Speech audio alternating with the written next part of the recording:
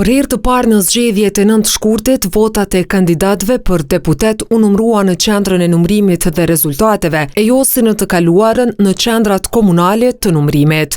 Numërimi i këtyre votave me ligjin e ri për zgjedhjet synonte lehtësimin e procesit, por në praktik vlerësohet se doli e kundërta.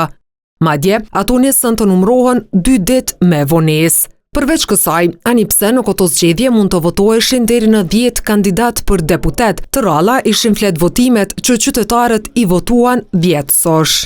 Ka shpërpudhje të madhe ndërmjet qëllimit për reformën zgjedhore që është se do ta rres transparencën dhe llogaridhënien, në ndërkohë ka më shumë të meta se sa ta zëm ose ka të meta që i parafrohen në procesin zgjedhor që ka ndodhur në vitin 2010.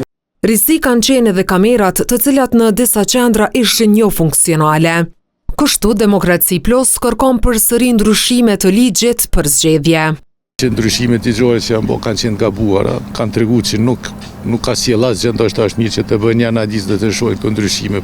Shpresoj që partitë politike do të uten prapë, do të shikojnë rezultatin e kësaj reforme dhe ndoshta do ta përmirësojnë, ndoshta do ta ndryshojnë. Me procedurë të përshpejtuar, kuvendi miratoi ligjin për zgjedhjet e përgjithshme në qershor të vitit 2023.